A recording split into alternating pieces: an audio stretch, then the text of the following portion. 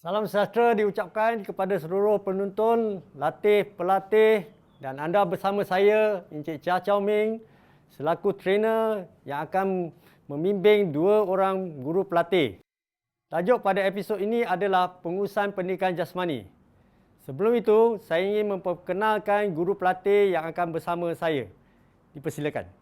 Nama saya Sazli Najwa binti Sazali dan saya berasal daripada IPG Kampus Ilmu Khas Kuala Lumpur. Okey, baik. Terima kasih Cik Syazlin. Okey, sekarang dipersilakan. Nama saya Putri Intan Bakis binti Ahmad Zulkifli, juga berasal daripada IPG Kampus Ilmu Khas Kuala Lumpur. Baik, terima kasih banyak-banyak kepada kedua-dua guru pelatih saya. Okey, kita mulakan hari ini tajuk tentang pengurusan pendidikan jasmani. Okey, yang pada awal ni sebelum kita buat apa tugasan, saya akan cerita tentang secara umum apa dia pengurusan pendidikan jasmani. Okey. So, para guru pelatih pernah belajar tentang konsep POLC. Okey, iaitu mewakili, merancang, mengorganisasi, memimpin dan mengawal. Jadi dalam fokus untuk tajuk hari ini, kita akan berfokus pada pengurusan alatan di bilik pendidikan jasmani. Dulu kita biasa dengar ialah stor pendidikan jasmani, tetapi pada hari ini dia dah dinamakan sebagai bilik pendidikan jasmani.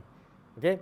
Jadi untuk mengurus sesebuah bilik pendidikan jasmani adalah penting untuk seorang guru pendidikan jasmani merancang apa yang perlu dibuat pada stor tersebut. Jadi untuk sesebuah stor yang sangat efektif dan berkesan, kita perlu merancang supaya bilik stor itu terdiri daripada alatan yang pelbagai dan disusun dengan rapi, kemas supaya keadaan itu selamat untuk murid-murid mengambil alatan dan juga menggunakan alatan tersebut. Okey. Selain daripada merancang, maka kita akan mengorganisasi. Sebab dalam sesebuah bilik pendidikan jasmani terdapat banyak alatan. Dan semua alatan itu perlu dilabel dengan supaya memudahkan murid-murid untuk mengambil dan juga menggunakan alatan semasa kelas pendidikan jasmani. Okay. Jadi daripada situ kita guru pendidikan jasmani akan memimpin cara-cara untuk menguruskan bilik pendidikan jasmani itu dengan teratur. Dan sambil itu mereka juga perlu memantau dan juga mengawal alatan yang ada di dalam bilik pendidikan jasmani tersebut. Ini adalah kerana bilik itu sentiasa diguna pakai dan kemalangan boleh berlaku pada bila-bila masa saja jika langkah-langkah keselamatan tidak diambil sebaik-baiknya. Jadi penyusunan itu sangat penting sebab dari semasa ke semasa alatan yang diguna pakai boleh menjadi rosak dan perlu diguna pakai oleh semua murid di dalam sesebuah sekolah. Jadi adalah penting pengurusan ini mestilah diutamakan. Selain daripada itu, guru pendidikan jasmani juga perlu menyemak alatan ini dari semasa ke semasa supaya untuk memastikan alatan tersebut berfungsi dan selamat digunakan pada bila-bila masa. Mana-mana alatan yang rosak perlu diketepikan supaya tidak diguna pakai dan juga boleh diganti ataupun diperuntukkan untuk pembelian yang baru. Jadi alatan ini adalah sangat penting supaya murid-murid bila datang meminjam alat perlu merekodkan dalam buku pinjaman dan bila selepas menggunakannya memulangkan ke dalam bilik pendidikan jasmani perlu merekodkan pemulangannya. Ini ialah untuk memastikan segala alatan yang dipinjam untuk kelas pendidikan jasmani tidak terbiar di padang atau di gelanggang tanpa penjagaan sesiapa dan alatan itu mungkin hilang dan bukan mudah untuk mendapatkan penggantian. Okey, guru-guru pendidikan jasmani perlu sentiasa bekerjasama dan memastikan alatan di dalam bilik pendidikan jasmani sentiasa dijaga rapi, kemas supaya alatan yang dipinjam dan diguna pakai perlu dipulang balik di tempat yang telah disediakan dan tidak bersepah di mana-mana dalam bilik tersebut. Seringkali kebaikannya di sekolah yang berlaku ialah alatan yang dipinjam pakai itu bila dipulangkan murid akan hanya mencampak di mana-mana saja. Jadi ini menyukarkan guru pendidikan jasmani yang lain. Bila mereka nak ambil alat, keadaan dalam bilik pendidikan jasmani itu bersepah dan susah nak mencari alat tersebut. Selain daripada itu, alat yang bersepah juga akan membahayakan murid Kerana nak mencari setengah barang tu mungkin susah dan setengah alatan tu mungkin adalah berat dan membahayakan. Okay. Jadi sebagai guru pendidikan jasmani, kita kena sentiasa peka tentang keperluan bilik tersebut. Ini ialah untuk mengelakkan sebarang kemalangan ataupun kecederaan yang akan berlaku terhadap murid yang pergi ke stor untuk meminjam alatan. Okey, itulah tips-tips penting yang perlu kita ketahui. Selepas ni saya akan memberikan tugasan kepada guru pelatih. Jadi, nak tahu apakah tugasannya? Okey, kita berehat sebentar. Kita akan kembali selepas ini.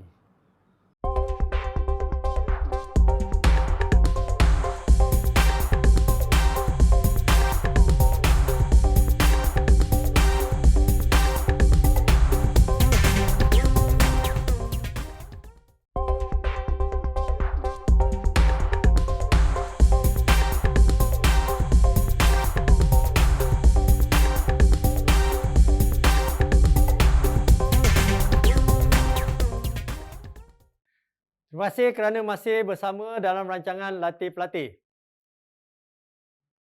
Kita akan mula dengan tugasan kita yang berada di rak sekarang. Cuba pelatih dengan alatan yang sedia ada, mulalah susun alatan ni di rak supaya nampak kemas, teratur dan selamat. Sila mulakan. Okey, jom kita mula kemas balikis. Okey, jom. Saya rasa kita mulakan dengan alatan yang besar dulu. So, kita letak dekat bahagian bawah sekali. Okey, kita susun yang besar dekat bawah.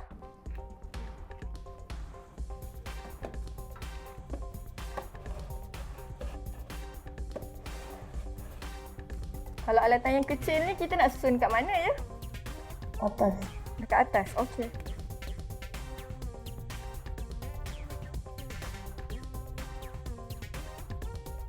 Yang bola kecil bagi dia lah. Yang lain tu boleh tambah. Naik yang ke atas sikit.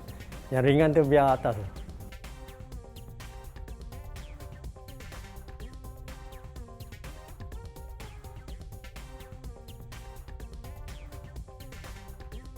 Saya rasa kita perlu letak bola yang sama saiz dekat sini lah supaya murid senang nak ambil.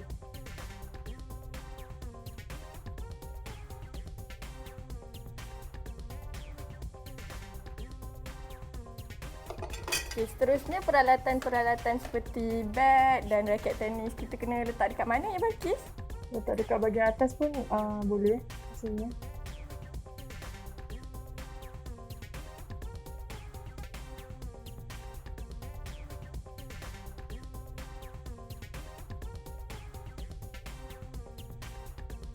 Boleh awak tolong letakkan? Saya tak sampai. Kalau tak ada ruangan, letak rak ke bawah tu.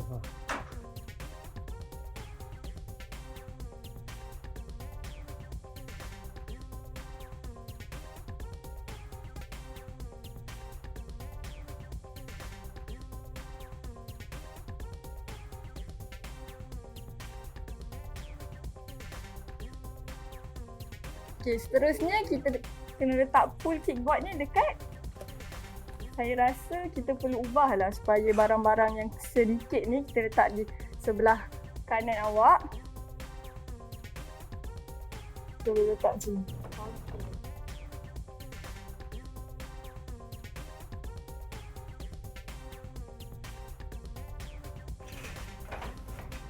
Dan saya rasa cukup boleh dah. Boleh labelkan. Tengok.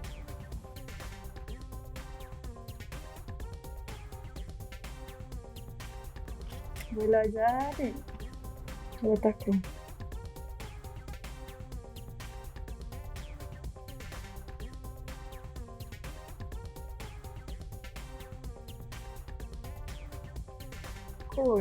Pun dekat sebelah sana. Okey.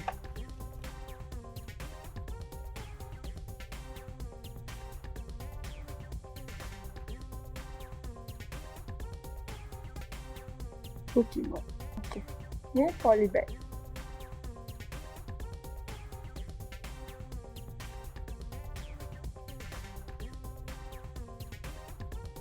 Alihkan label bat pingpong tu ke sebelah kanan sini.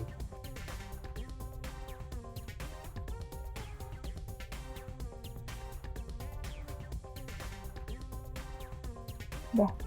Frisbee. Crispy.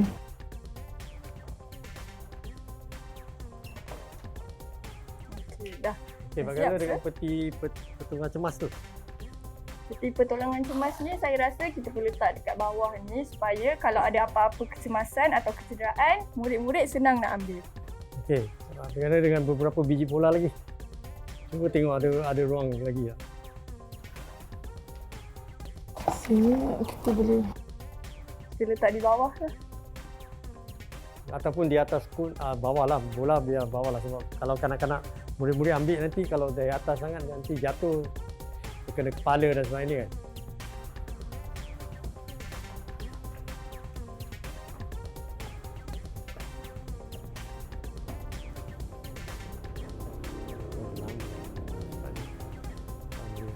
So, cuba tengok susunan dia kan. Kalau tak ada, tengok selamat tak dari segi mudah nak diambil ataupun nak kan. Itu okey. Selepas ni akan lebih menarik di mana saya akan menilai sejauh mana pemahaman tugasan yang telah diberikan kepada pelatih. Kembali selepas ini.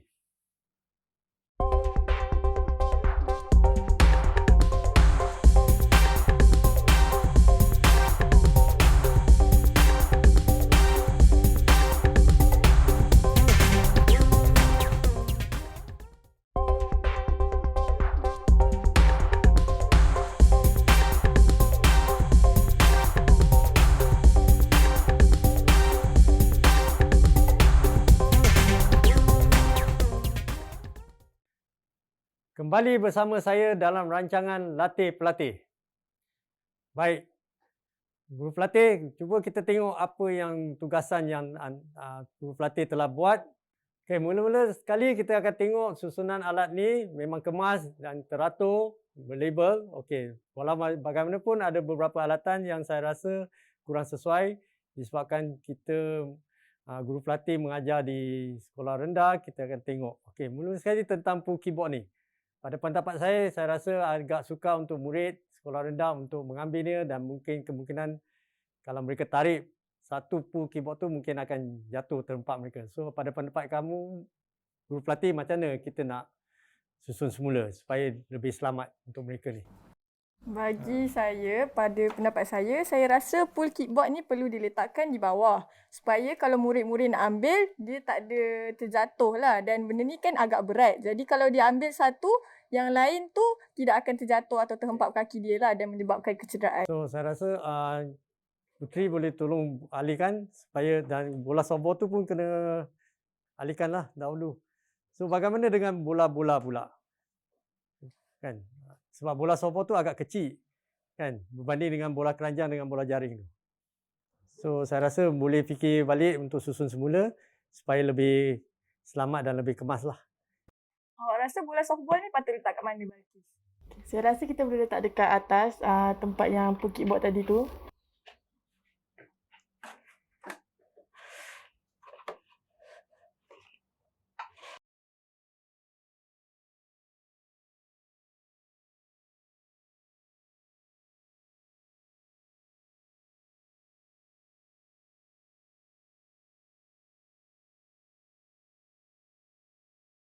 Baik, bagaimana pula dengan mini raket dengan raket tenis ni? Saya rasa kalau bagi raket tenis ni dengan raket kriket ni pula, murid-murid perlu ambil dengan menggunakan bantuan guru. Sebab kalau kita tengok keadaan rak ni sendiri agak tinggi. Jadi kalau murid-murid nak ambil sendiri memang tak sampai kan. Kalau kita ada bantuan guru, lebih selamat lah. Justifikasi tu boleh diterima. Saya rasa dah agak kemas. Bagaimana pula dengan, ada tak buku pinjaman ke? Kalau macam mana kita nak tahu murid yang ambil barangan ditulis ke tidak dan bilangan dia untuk dikeluarkan dan dipulangkan? Oh, ada. Ni. Oh, ada, nampak ni. Okey, di mana kita nak letak buku ni? Supaya mereka akan buat catatan peminjaman dan juga pemulangan. Kita boleh letak juga kat sini supaya mereka boleh nampak untuk ambil alatan dan boleh. Jadi nanti guru akan memberitahu murid lah ataupun guru sendiri akan mencatatkan apa alatan yang dipinjam, berapa bilangannya. Bila pemulangan alatan tu akan direkodkan dan kita tahulah bahawa alatan yang dipinjam dan digunakan dan dipulangkan adalah sama. Jadi kita pun ada satu rekod yang baik. Untuk peti kecemasan tu adalah penting. Jadi supaya kalau berlaku apa-apa kecederaan semasa kelas pendidikan jasmani, guru dan murid juga boleh menggunakan alat tu untuk merawatlah kecederaan yang ada. Jadi ada apa-apa lagi pendapat anda bagaimana nak mengemas dan memperbaiki keadaan alatan ni supaya lebih teratur, cantik dan sebagainya? Adakah kun tu sesuai juga ataupun perlu di bawah? Saya rasa kalau nak menjimatkan ruang supaya tidak terlalu banyak ruang dan mudahkan urusan murid untuk mengambil barang, saya rasa kon tu boleh letak di bawah selari dengan kedudukan pool kickboard ni. Satu lagi saya rasa baton tu kan. Baton tu biasa dia dibuat daripada besi. Kan? Saya rasa pun adalah lebih sesuai kalau kita sediakan satu rak. Sebab baton tu kan dia mudah bergerak. Kalau sediakan satu bakul untuk letak baton-baton tu supaya lebih mudah diambil dan juga disimpan lah. Kan? Dan mungkin lebih sesuai di bawah jugalah. Sebab benda-benda macam ni kerap digunakan oleh murid. Buku tu saya rasa mungkin boleh letak di tepi dia lah. Iaitu di bawah peti pertungan cemas tu. Supaya ruangan tu boleh, ruangan tu untuk baton kan. Kita ada tak bakul? Ada tak bakul untuk letak baton? Kalau ada. Satu bakul yang sesuai lah untuk letak baton.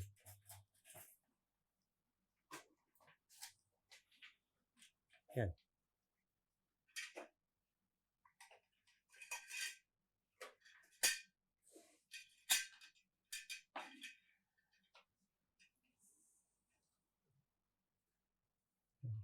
Baik, kali ini nampaknya lebih teratur, lebih kemas dan saya rasa lebih selamat untuk murid dan juga pengurusan bilik pendidikan jasmani kita.